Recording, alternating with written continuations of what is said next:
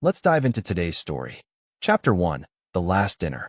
Devon Mercer stared at the perfectly arranged table settings at his in-laws' sprawling Connecticut home. Crystal glasses caught the chandelier light as his wife, Vanessa, flitted around the dining room, touching shoulders and sharing laughs with her family.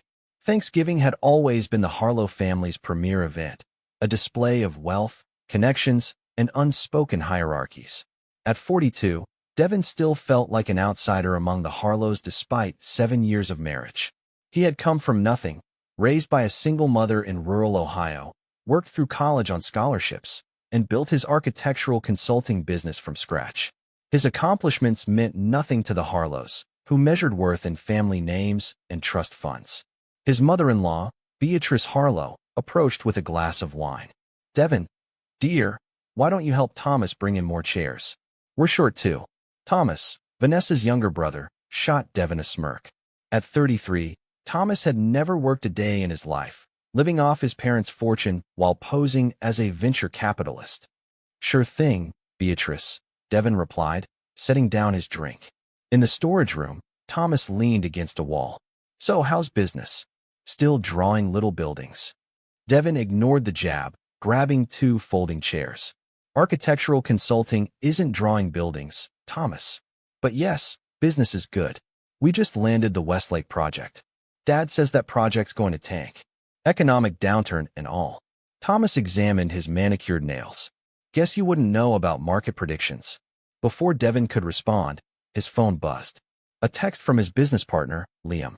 "They accepted our bid. We beat Henderson Group. Celebrating tomorrow."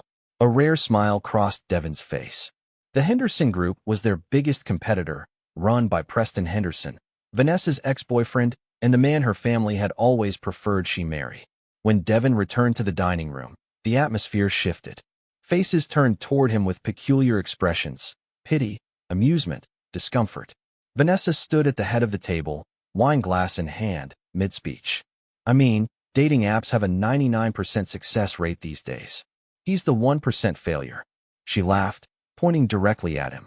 The room fell silent as Devon stood frozen, holding the folding chairs. "Oh, honey," Vanessa continued, her voice syrupy with mock affection. "I was just telling everyone about our meet-cute. You know, the marriage mistake." Frederick Harlow, Devon's father-in-law, cleared his throat uncomfortably. "Perhaps we should serve the turkey." But Beatrice was already chiming in. "Well, darling, you could always upgrade. Preston just finalized his divorce, and he was asking about you at the club." The room erupted in laughter. Devon set the chairs down quietly. 7 years of small digs, of being the outsider, of watching Vanessa's gradual transformation from the woman who'd once loved his ambition to someone embarrassed by his presence. It all crystallized in that moment. "Devon," Vanessa called, noticing his expression. It was just a joke. Without a word, Devon walked upstairs to their guest room. He packed his suitcase methodically, placed his wedding ring on the dresser, and walked out the front door. Behind him, he could hear Vanessa calling his name, then dismissing his departure to her family. "He's so sensitive sometimes. He'll be back." He wouldn't. Chapter 2. Ghosts and Foundations. 3 weeks after Thanksgiving, Devon sat across from his lawyer in downtown Boston, a city deliberately chosen for its distance from Connecticut and the Harlow sphere of influence. "You're sure about this?" Martin Wolfe asked, adjusting his glasses. "Complete disappearance? New identity? It's extreme, Devon." "I'm sure." Devon slid a folder across the desk. "The Harlows have connections everywhere. If I simply divorce Vanessa, they'll make sure I never work in architecture again. Frederick already threatened as much when I wouldn't sign my company over to their family trust last year." Martin sighed. "Your business is finally taking off. The Westlake project alone would set you up for. They'd find a way to take that too." Devon's voice hardened. "I've spent 7 years watching how they operate. They'll crush me out of spite." After signing the papers, Devon walked to his hotel. His phone buzzed constantly. Vanessa, Liam, clients. He answered none of them. At midnight, he dropped his phone into Boston Harbor and watched it sink. By February, Davis Morgan existed on paper: new social security number, driver's license, background. His architectural degree couldn't be transferred, but his knowledge remained. He took a job as a draftsman at a small firm in Portland, Oregon. The owner, Russell Bergen, recognized talent when he saw it. You're overqualified, Russell said after Devon's first month. I don't know what you're running from, but your work is exceptional. Just looking for a fresh start, Devon replied. Well, your fresh start just earned you a promotion. Junior architect position opened up. It's yours if you want it. Devon's new apartment was small, a studio above a bookstore in a rain-soaked Portland neighborhood. Nothing like the spacious Connecticut home he'd shared with Vanessa. But for the first time in years, he slept without the weight of inadequacy pressing on his chest. On particularly dark nights, he'd allow himself to remember the way Vanessa looked when they first met, genuinely intrigued by the ambitious architect from nowhere. How quickly that changed after marriage, when her family's expectations began to overshadow their relationship. The gradual realization that she saw him as a project, not a partner. 6 months after disappearing, Devon saw his own face on a missing persons report online. The story painted him as potentially mentally unstable, possibly a danger to himself. The Harlos had spun a narrative of a man who couldn't handle business pressure, who'd abandoned his thriving firm and loving wife. Beneath the article was a quote from Preston Henderson, now identified as Vanessa's longtime friend. I'm deeply concerned for Devon. We've had our professional rivalries, but I'd never wish this kind of breakdown on anyone. Devon closed the browser and returned to his drafting board. Let them think him broken. He was building something new. Chapter 3, Rising from Ashes. 5 years after vanishing, Davis Morgan became partner at Bergen Architecture. His distinctive modernist designs with sustainable elements had attracted attention throughout the Pacific Northwest. Magazines featured his work, clients sought him specifically, and his reputation grew beyond Portland. You should consider starting your own firm, Russell suggested over lunch. You've outgrown us, Davis. Devon, now accustomed to his new name, shook his head. I appreciate what you've given me, Russell. Partnership is more than enough. The truth was more complicated. Launching a firm under his own name would increase visibility. Even with his new identity, a high-profile architect might draw unwanted attention. The Harlos hadn't stopped looking for him, not out of concern, but to protect their narrative and recover what they considered their property. His silent partner in the disappearance, Martin Wolf, sent annual updates through secure channels. Vanessa had filed for divorce in absentia after 2 years, portraying herself as the abandoned wife. She had also married Preston Henderson the following year, consolidating the architectural empire the Harlos had always wanted. They had a child now, a 3-year-old boy named Alexander. Liam had been forced to sell their old firm for pennies on the dollar, crushed by the Harlos' business connections after Devon's disappearance. None of it touched Devon anymore. Davis Morgan had built a life without the shadow of inadequacy that had followed Devon Mercer. On the 7th anniversary of his disappearance, Devon received an unusual message from Martin. They've hired a specialized investigator. Be cautious.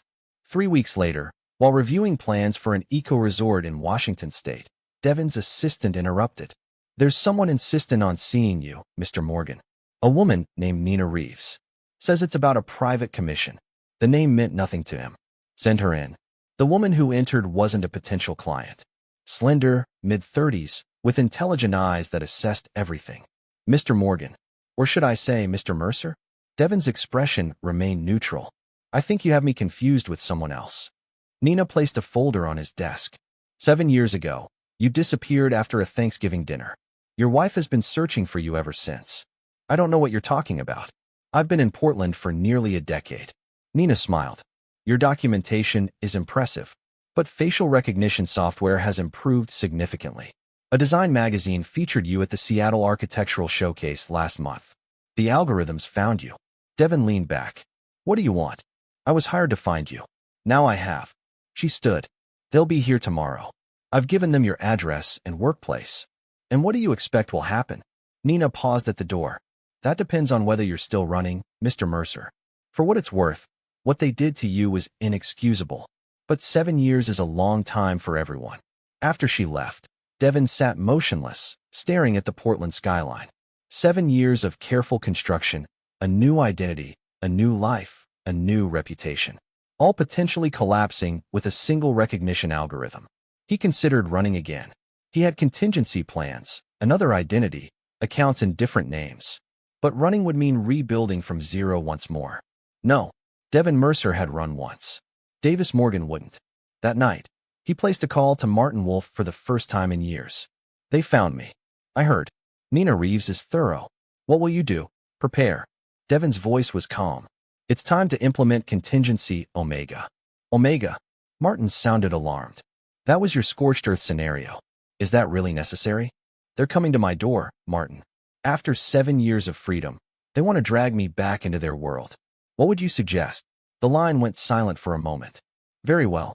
Omega it is. I'll activate the protocols immediately. Thank you, Martin. Devon, Martin said quietly.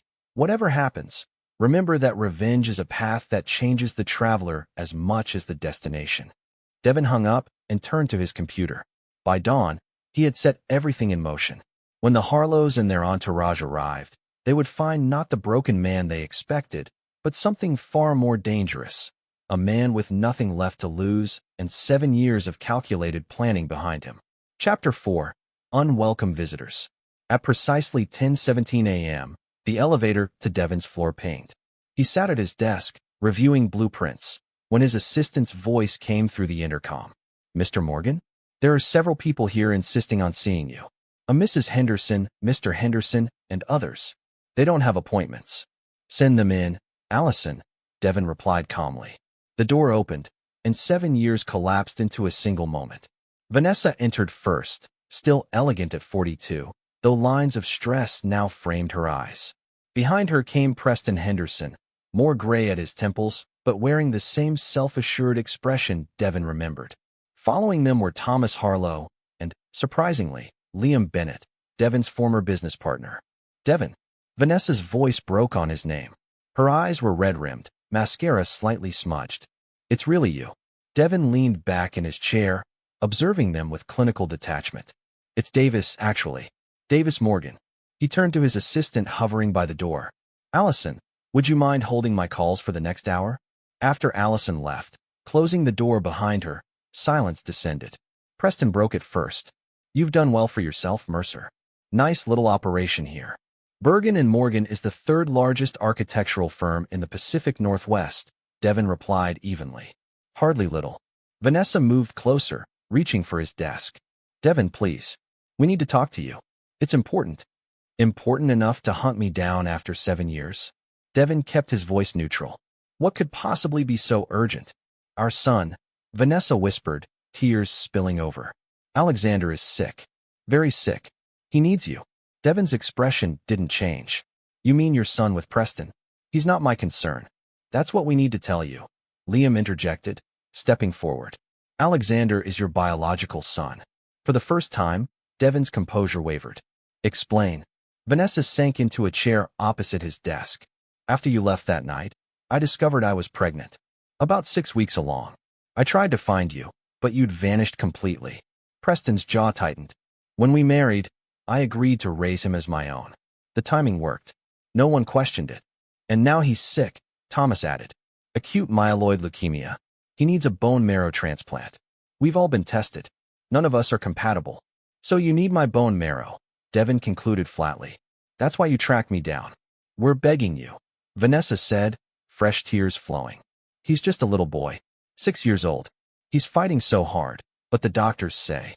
Stop. Devon stood, walking to the window. Portland sprawled beneath gray skies. You show up after 7 years, expecting me to believe this story? The timing is suspiciously convenient. Liam stepped forward, placing medical records on Devon's desk. It's all here. The diagnosis, the test results. Alexander doesn't have much time. Devon scanned the documents. They appeared legitimate, but then, the Harlos had always been excellent at manipulation. Why did you bring him? Devon nodded toward Liam.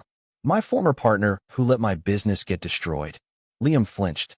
I tried to fight them, Devon. After you disappeared, Frederick threatened my family. They systematically canceled our contracts, blocked our loans.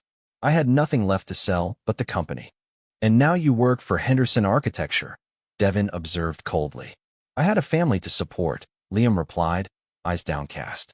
Devon turned to face them all. Let me be clear, I don't believe you. I don't trust any of you. If Alexander exists, if he is my biological child, and if he is truly ill, I'll need verification from independent sources. We'll provide anything you need, Vanessa said quickly. Just please, come back with us. Meet him. He doesn't have much time. I'm not going anywhere with you, Devon stated firmly. If you want my help, we do this my way. I'll have my own medical team verify everything. If, and only if, they confirm your story, I'll consider providing bone marrow. Nothing more. Preston stepped forward aggressively. Listen, Mercer. This isn't a negotiation. That boy is dying. If I what, Henderson? Devon's voice dropped dangerously. Remember, I vanished once. I can do it again. This time where even your fancy algorithms won't find me. That silenced them. Now, Devon continued, you will provide DNA samples to confirm paternity. You will grant my medical team full access to Alexander's records and allow them to conduct independent testing. You will not attempt to contact me outside of the parameters I establish. And if we agree? Thomas asked. Then I'll consider helping the boy. Devon returned to his desk. Not for any of you. For an innocent child who never asked to be born into your family. Vanessa stood, composing herself. We'll do whatever you ask. Just please, don't take too long. Alexander doesn't have much time. Devon buzzed for his assistant. Allison, my guests are leaving. Please show them out. As they filed toward the door, Vanessa turned back. I'm sorry, Devon. For everything. That night at Thanksgiving. I never meant. Goodbye, Vanessa. Devon cut her off, turning his attention to his computer, dismissing them all. After they left, Devon sat motionless, the perfect control he'd maintained threatening to crack. A son, possibly his son, dying. It could all be an elaborate trap. The Harlos were certainly capable of such deception. But if true, he picked up his phone and dialed. Martin, I need you in Portland immediately. And bring Dr. Sanjay with you. We have a situation. Chapter 5, Blood Ties.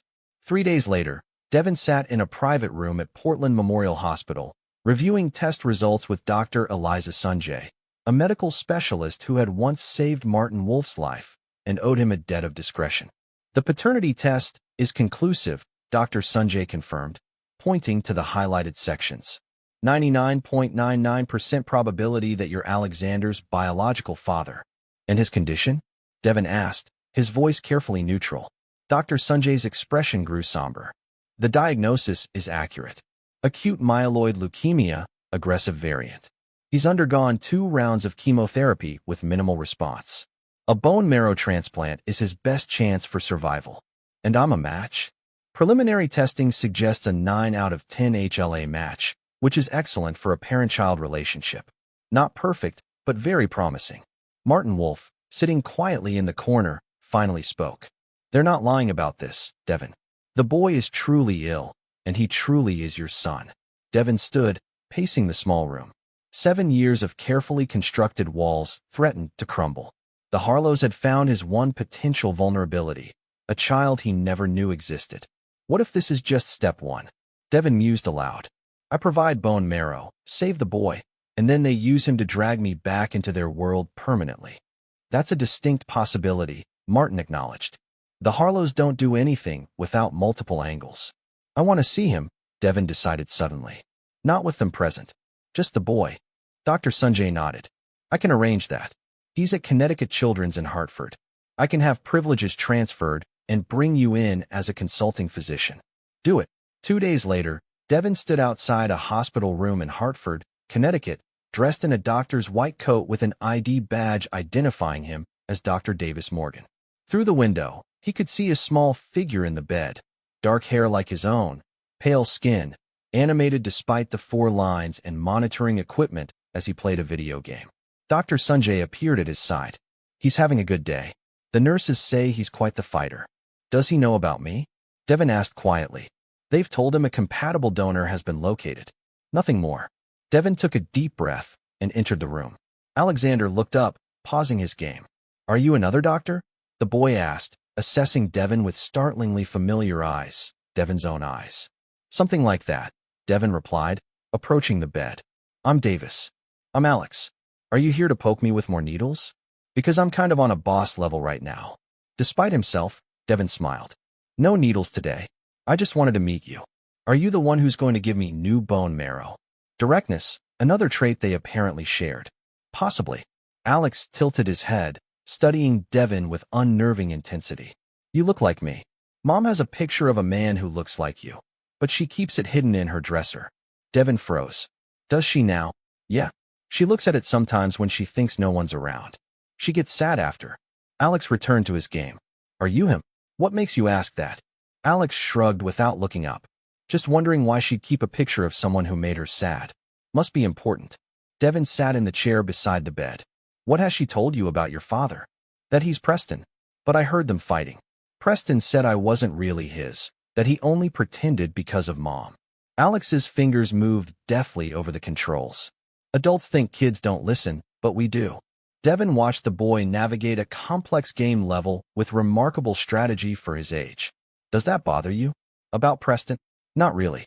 He's not around much anyway. Always at work.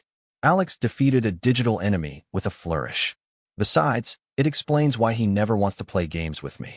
We don't like the same things. What do you like? Building stuff. Drawing buildings. Mom gets weird when I do that. Alex finally looked up again. So, are you my real dad? The question, delivered with such casualness, struck Devon like a physical blow. 7 years of careful distance collapsed under the weight of those 5 simple words. It's complicated, Devon managed. Adults always say that when they don't want to answer, Alex observed. But it's not complicated to me. Either you are or you aren't. Before Devon could respond, the door opened and Vanessa entered. She froze at the sight of Devon sitting beside Alex's bed. What are you doing here? She whispered, fear and anger mingling in her expression. We had an agreement. I needed to see him, Devon replied calmly, standing. To confirm for myself. Alex looked between them, comprehension dawning. So you are him. The man in the picture. Vanessa's face paled. Alexander. Honey, this is a medical consultation. No more lies, Vanessa. Devon cut her off. He deserves better than that.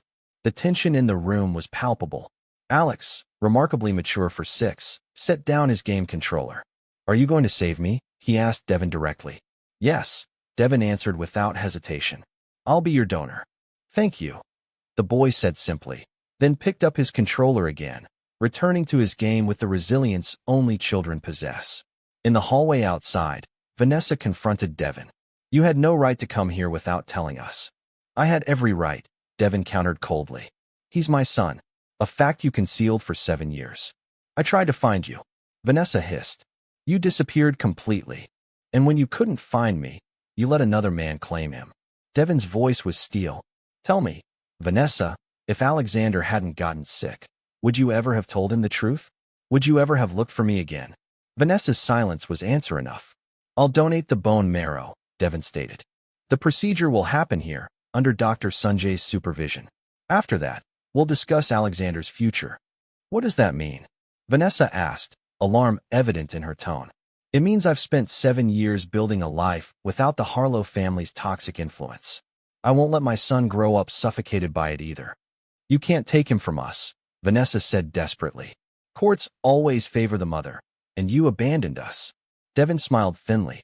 I've learned a few things from your family, Vanessa, like how to plan several moves ahead. The donation happens tomorrow. After Alexander recovers, we'll revisit this conversation. As he walked away, Devon's mind was already calculating. Contingency Omega had been designed for maximum retribution. Now it needed modification, surgical precision rather than total destruction. The targets remained the same, but now there was an innocent to protect. In his hotel room that night, Devon called Martin. I need everything you have on Preston Henderson's business practices. Every project, every client, every permit. Already compiled, Martin replied. What about the Harlos? Everything. Frederick's financial dealings. Beatrice's charities. Thomas's ventures. I want it all. And Vanessa? Devon paused, looking at his phone where a photo of Alexander now served as background. Find me the best custody attorneys in Connecticut. Cost is no object. This changes everything.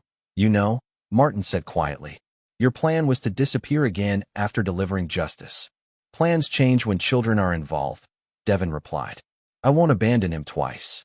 Chapter 6, Shadows of the Past. The bone marrow donation procedure took place without complications. As Devon recovered in his hospital room, an unexpected visitor arrived.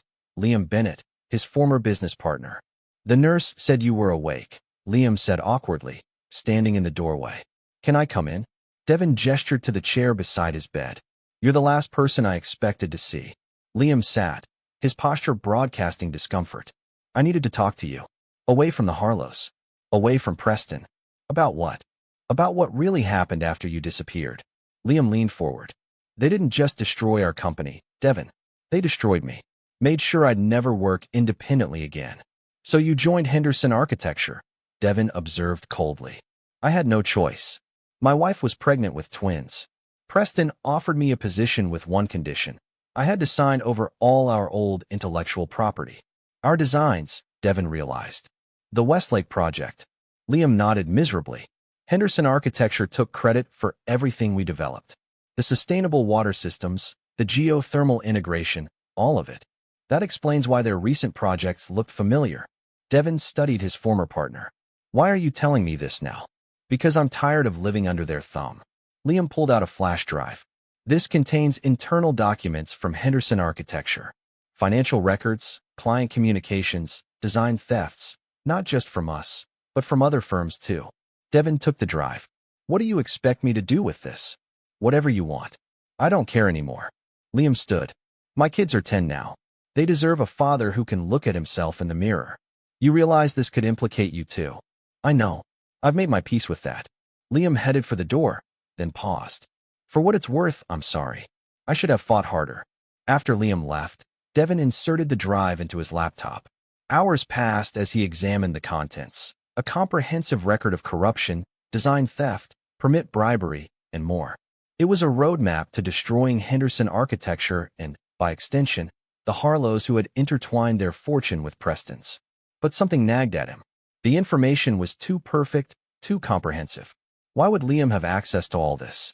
Even as a senior architect, these financial and legal documents would be beyond his purview. Unless, Devon called Martin.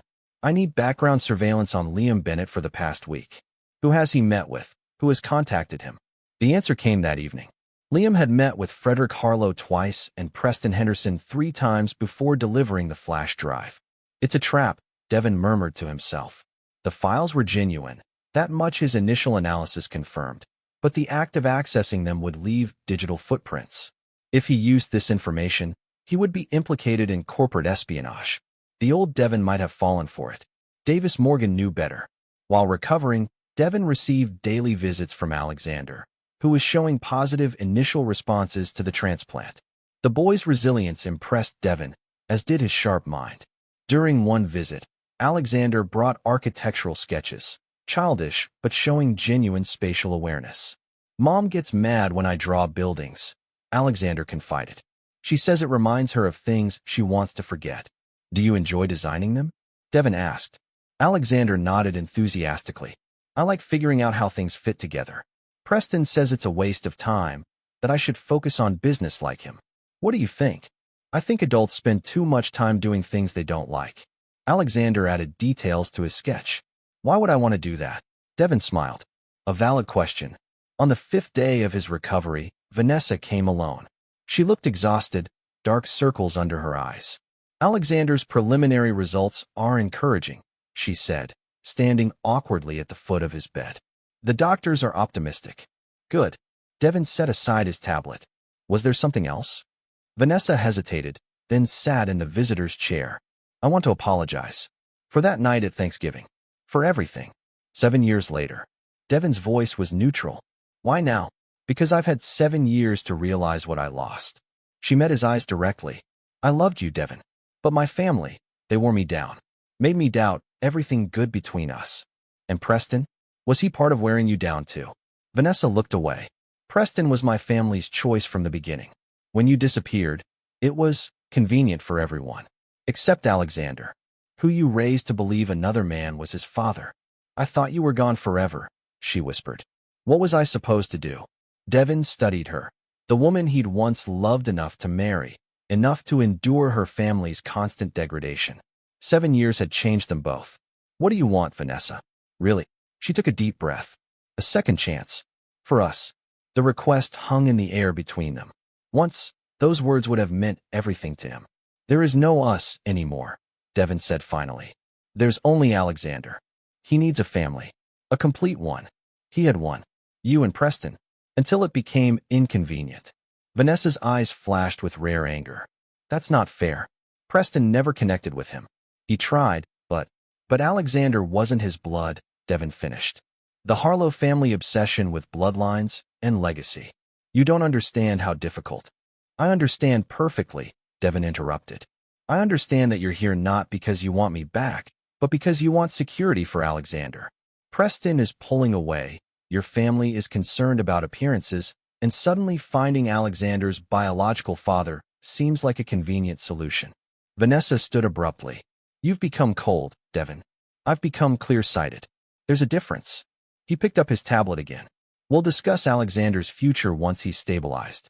Until then, I have nothing more to say to you. After she left, Devon made another call to Martin. I need a comprehensive background investigation on Preston Henderson's activities for the past year.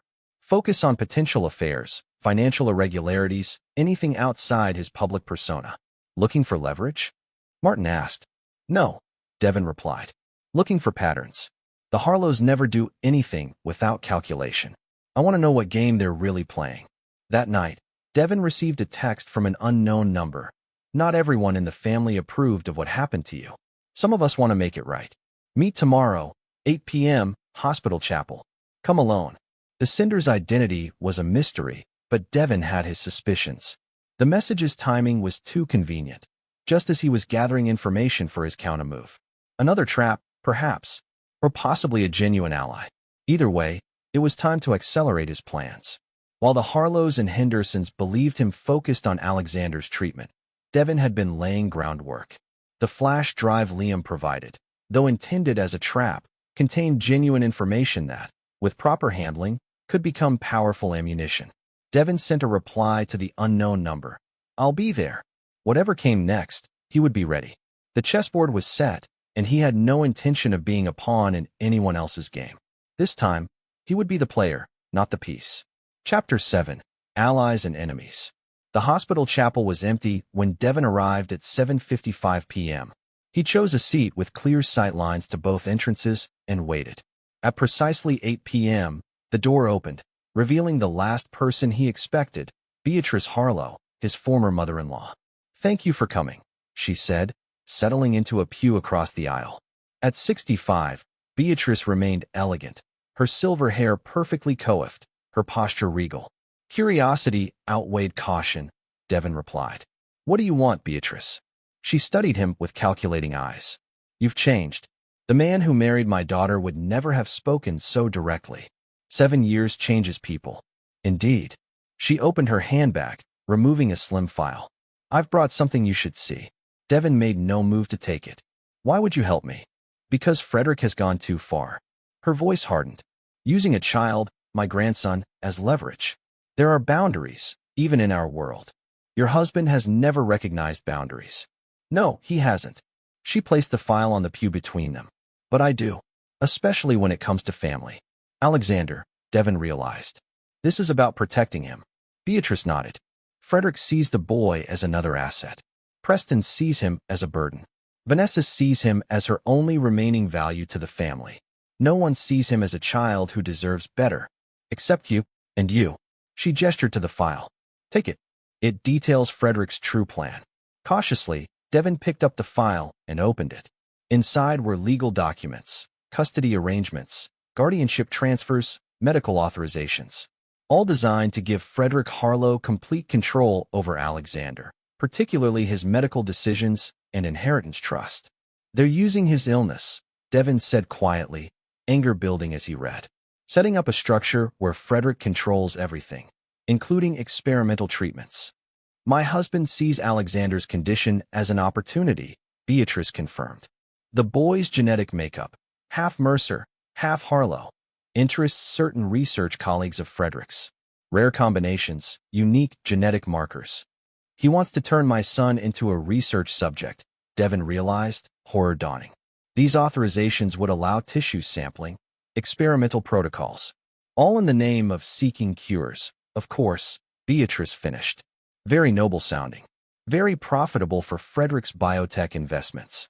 Why are you showing me this? Devon asked, his voice dangerously quiet. Because I've spent 45 years enabling that man's ambitions. I've watched him sacrifice our children on the altar of legacy. I won't watch him do the same to my grandson. Beatrice stood. Use this information however you see fit. I'll deny ever giving it to you. As she reached the door, Devon called after her. Why now, Beatrice? After all these years of complicity. She paused, her back to him. Because Alexander reminds me of Thomas before Frederick broke him. Full of creativity and possibility. I couldn't save my son. Perhaps you can save yours. After she left, Devon studied the documents carefully. They confirmed his worst suspicions while opening new avenues for his plan. Frederick wasn't just after control. He was building a medical research empire with Alexander as a centerpiece. The following morning, Devon visited Alexander, finding the boy notably stronger. Color had returned to his cheeks, and he was sketching buildings again. The doctors say your bone marrow is already working, Alexander announced proudly. They used big words, but basically, you fixed me. That's excellent news, Devon replied, sitting beside the bed. How do you feel? Better. Not so tired. Alexander pushed his sketch toward Devon. I designed a house. See, it has solar panels and a garden on the roof. Devon examined the drawing, remarkably sophisticated concepts for a 6-year-old. This is impressive. You've thought about sustainability. Grandpa Frederick says that's stupid tree-hugger stuff, Alexander confided. But I saw your buildings online. They all have green things. Devon raised an eyebrow. You looked me up? Duh.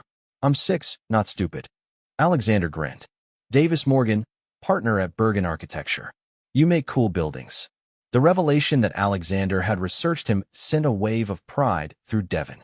What else did you find out? That you disappeared 7 years ago with a different name. That's when Mom got sad in the pictures. Alexander looked up. Why did you go away? The directness of the question deserved honesty. Because I was hurt. Your mother's family made me feel like I wasn't good enough. Grandpa does that to everyone, Alexander observed. Even Mom. Especially Mom. Before Devon could respond, the door opened and Preston Henderson entered. He froze at the sight of Devon. What are you doing here? Preston demanded. Visiting my son, Devon replied calmly. Problem. Preston's jaw tightened. Alexander, your grandmother Beatrice is in the hallway. She brought you something. Why don't you go see? Once Alexander had left, Preston closed the door. Let's be clear, Mercer. You provided bone marrow. We're grateful. But that doesn't make you his father. Biology disagrees. Biology isn't everything, Preston snapped. I've raised him for 6 years while you were playing architect in Portland. Because I didn't know he existed, Devon countered. A fact deliberately kept from me. Preston scoffed. Vanessa tried to find you. You disappeared completely. And you stepped in very conveniently. Devon tilted his head. Tell me, was it your idea to marry her immediately after I vanished, or Frederick's? A flash of discomfort crossed Preston's face. That's irrelevant now. Is it? Devon stood. I find nothing about this situation irrelevant.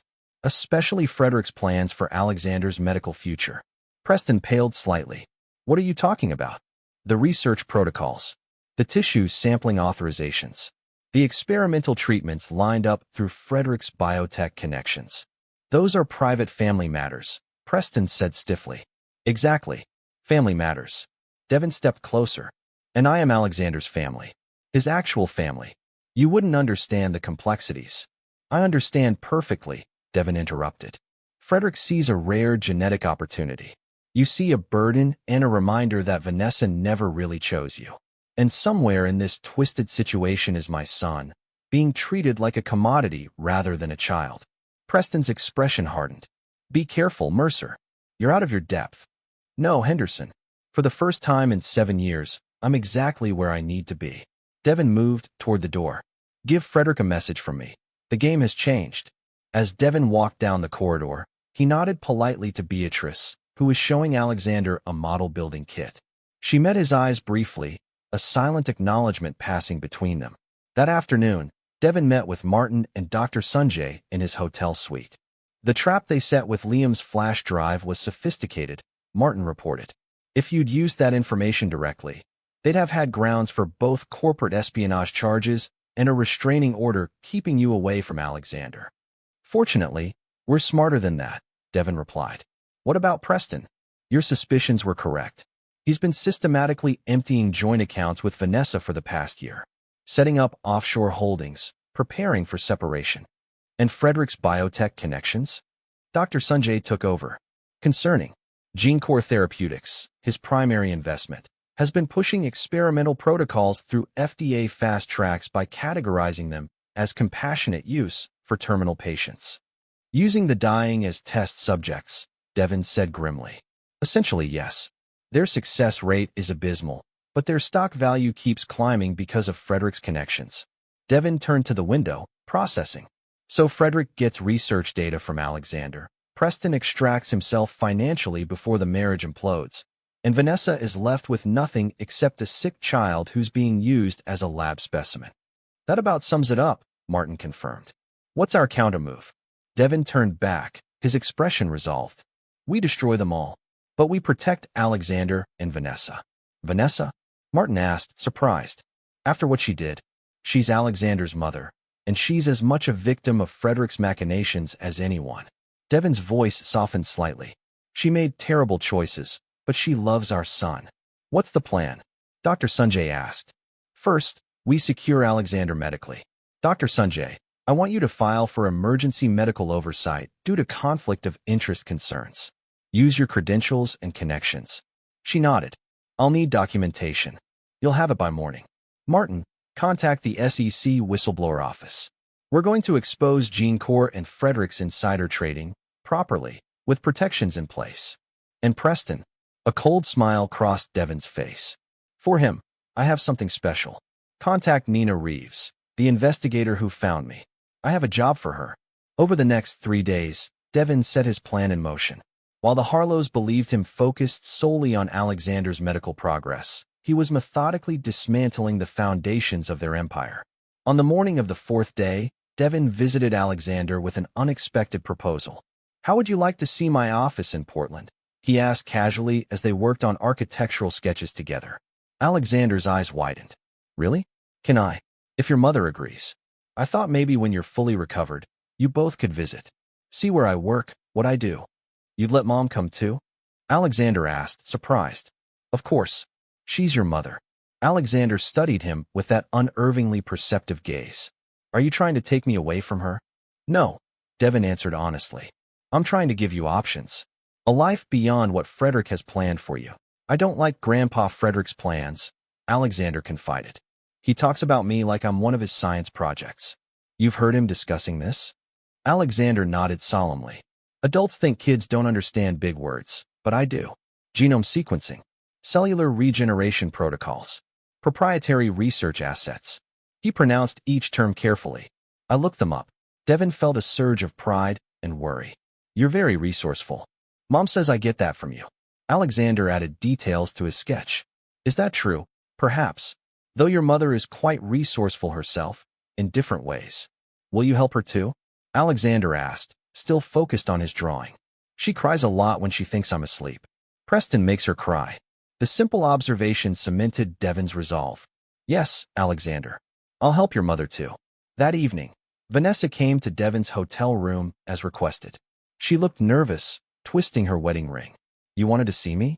Devon gestured to the sitting area. We need to talk about what happens next. If this is about custody, it's about protecting Alexander from your father, Devon interrupted. And from Preston. Vanessa sank into a chair. What are you talking about? Devon showed her the documents Beatrice had provided, plus the additional information his team had gathered. As Vanessa read, her face drained of color. This can't be right, she whispered. Daddy wouldn't. Preston couldn't. They would and they are, Devon stated flatly. Your father sees Alexander as a research opportunity. Preston sees him as an inconvenience to be managed until he can extract himself from your marriage with his finances intact. Tears slid down Vanessa's cheeks. I knew things were bad, but this. You have a choice to make, Devon continued. Continue as you have been, allowing your father to control your life and Alexander's future, or break free. How? She asked brokenly. The Harlow name is all I have. All Alexander has. That's not true. Devon leaned forward. You have me. Vanessa looked up, confusion evident. After everything I did to you? This isn't about you and me, Vanessa. It's about Alexander. Devon's voice softened slightly. He loves you. He's worried about you. And he deserves better than being caught between Frederick's ambitions and Preston's resentment. What are you suggesting? A new arrangement. Alexander splits his time between us. You divorce Preston before he can implement his financial extraction plan. My legal team will ensure you receive fair settlement that Frederick can't touch. And what do you get out of this? Vanessa asked, suspicion mingling with hope. My son, Devon answered simply.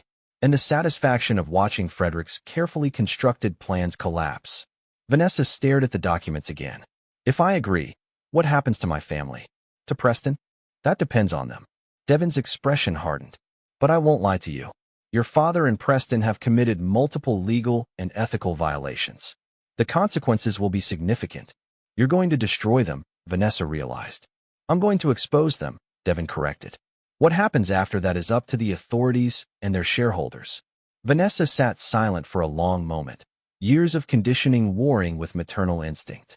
Finally, she looked up, something like resolve in her eyes. Alexander comes first, she said quietly. Whatever it takes to protect him. Devon nodded, offering his hand. Partners in this, then? Vanessa hesitated, then took it. Partners. Chapter 8. The Architect's Revenge. 1 week later, Devon stood in the doorway of Alexander's hospital room, watching his son pack his belongings. The bone marrow transplant had been remarkably successful, with Alexander's body accepting the new cells with minimal complications. The doctors had cleared him for discharge, with regular outpatient monitoring. Ready to go home? Devon asked. Alexander looked up. Which home? Mom's or yours? Your mother's for now. But I'll be nearby. I've rented a place in Hartford while we sort everything out. Are you coming to Thanksgiving dinner? Alexander asked innocently. It's next week. The question hit Devon with unexpected force.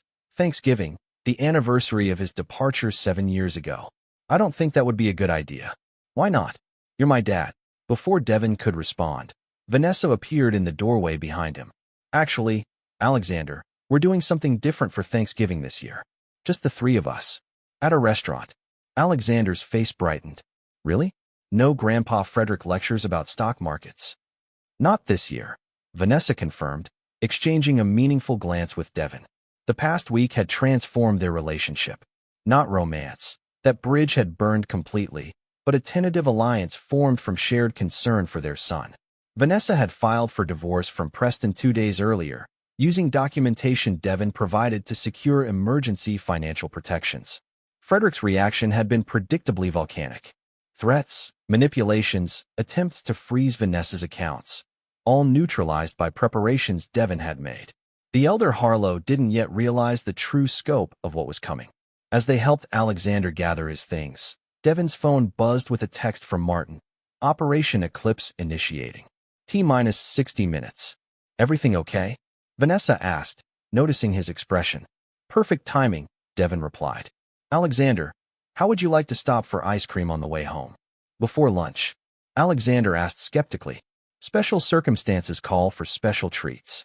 As they left the hospital, Devon caught sight of Nina Reeves in the parking lot, nodding slightly in his direction. The investigator had become an unexpected ally, disgusted by what she'd discovered about the Harlow's intentions for Alexander. The family-owned ice cream parlor in downtown Hartford was quiet on a Tuesday morning. As Alexander deliberated between flavors, Devon's phone buzzed again. Eclipse activated. Turn on the news. Vanessa, Devon said quietly. You might want to see this. He pulled up a financial news stream on his tablet. The headline scrolled across the bottom. Breaking. SEC raids Genocor Therapeutics amid insider trading allegations. Harlow Investments under investigation. Vanessa's hand flew to her mouth. It's happening, she whispered. You really did it. This is just the beginning, Devon replied, equally quiet. Preston is next. Then your father personally. What exactly will happen to them? Financial ruin. Possible criminal charges. Definite civil suits from shareholders and research subjects' families. Devon's voice was detached, clinical. Frederick built his empire on exploitation and corruption. I'm simply bringing it to light. Before Vanessa could respond, Alexander returned with his ice cream selection. As they sat at a corner table, Devon's phone rang. Frederick Harlow. Should I answer? Devon asked Vanessa. She hesitated, then nodded. Put it on speaker. Alexander. Honey, why don't you go look at the toppings bar? Once Alexander was out of earshot, Devon answered. Frederick, what a surprise. You malicious bastard, Frederick snarled. Do you have any idea what you've done? Exposed your illegal medical research protocols? Revealed your insider trading? Or do you mean the evidence I provided to the pension fund that's been financing your lifestyle about your misappropriation of their investments? You won't get away with this, Frederick threatened. I made you once. I can destroy you again. No, Frederick, you can't. Devon's voice remained calm. Because this time, I'm not the desperate architect trying to please his wife's family. I'm the man who outsmarted you at your own game. Vanessa will never choose you over her family, Frederick declared. Blood is thicker than water. Why don't you ask her yourself? Devon placed the phone on the table between them. Vanessa stared at it for a long moment, years of conditioning and fear visible in her expression. Then she straightened, something hardening in her gaze. It's over, Daddy, she said clearly. What you planned for Alexander. It's unforgivable. Don't be dramatic, Frederick snapped. Everything I've done has been for this family's legacy. For your future. For Alexander's future. No, Vanessa countered, her voice growing stronger. It's been for your ego. Your empire. Your control. Alexander isn't a research subject. He's a little boy who deserves to be safe from your ambitions. You ungrateful. Goodbye, Frederick, Devon interrupted, ending the call. He looked at Vanessa with new respect. That couldn't have been easy. She took a shaky breath. 7 years too late, but better than never. Alexander returned with a small mountain of sprinkles atop his ice cream. As he chatted happily about his architectural ideas, Devon's phone continued to buzz with updates from Martin. Henderson Architecture stock down 42% and falling. Preston Henderson named in federal investigation of permit fraud. Gene Corps board voting to remove Frederick Harlow as chairman. By evening, the full scope of Devon's revenge had become clear. The carefully constructed Harlow-Henderson empire was collapsing under the weight of exposed corruption. Preston had been arrested on charges of financial fraud. Frederick was barricaded in his office with attorneys as federal agents executed search warrants. Throughout it all, Devon maintained his calm, taking Alexander to Vanessa's apartment as planned, helping him set up his new building set, discussing preliminary plans for visits to Portland. It wasn't until after Alexander had gone to bed that Vanessa confronted him. You've been planning this for 7 years, haven't you? She asked as they sat in her living room. Not exactly this, Devon admitted. Originally, my plan was pure destruction. Complete financial and social ruin for everyone involved in what happened that night. What changed? Alexander. Devon's expression softened slightly. Revenge becomes more complicated when innocent lives are involved. Vanessa studied him. You're different. Harder. Colder. Yes, Devon agreed simply. 7 years of building a life without the constant message that I wasn't good enough changed me. I'm sorry, Vanessa said suddenly. For that night. For what I said. For letting them poison everything between us. Devon regarded her thoughtfully. I believe you are. But it doesn't change anything between us. I know. She looked toward Alexander's bedroom. But it changes things for him. He has a father now. A real one. And a mother who's finally free of Frederick's control, Devon added. That matters too. Vanessa's phone rang. Beatrice. She answered hesitantly, listening for several minutes before responding. I understand, Mother. No, I don't blame you. Yes, he can stay with you until things settle. She hung up, turning to Devon. Thomas is having a breakdown. Preston tried to implicate him in the permit fraud scheme. Will he be okay? Eventually. Mother will protect him. Vanessa sighed deeply. She always protected us as much as she could. Hence the documents she provided me, Devon observed. Vanessa looked surprised. Mother helped you? In her way. She has her own regrets. Devon stood. I should go? It's been a long day, and tomorrow will be longer. The lawyers want to meet at 9, Vanessa confirmed. To discuss the custody arrangement.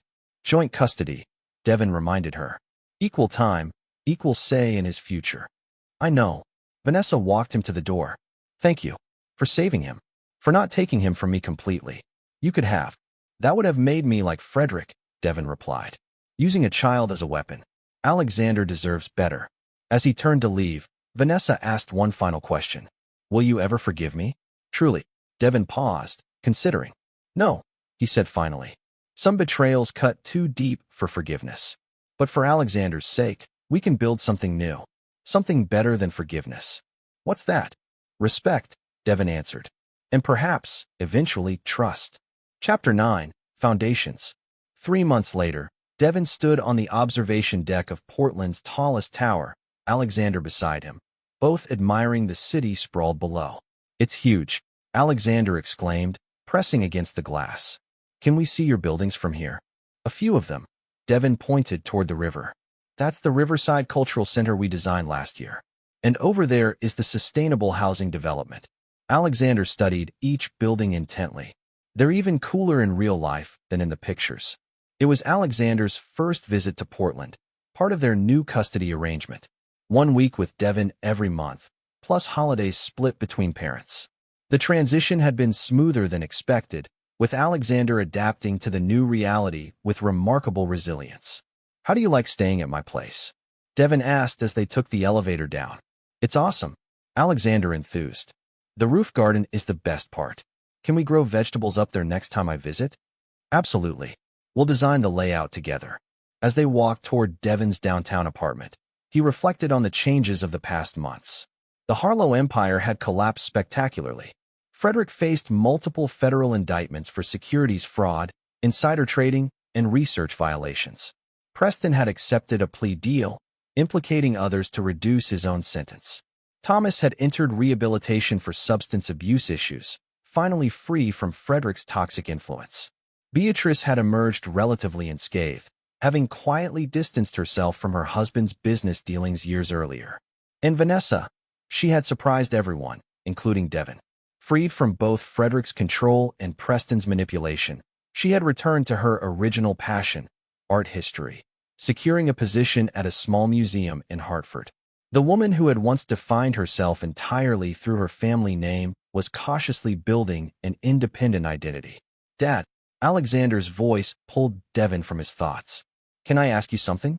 The word "dad" still caught Devon off guard, a warm shock each time Alexander used it. "Of course. Are you still mad at Mom? For what happened before?" Devon considered his answer carefully. "I'm not mad anymore. But some things can't be undone or forgotten.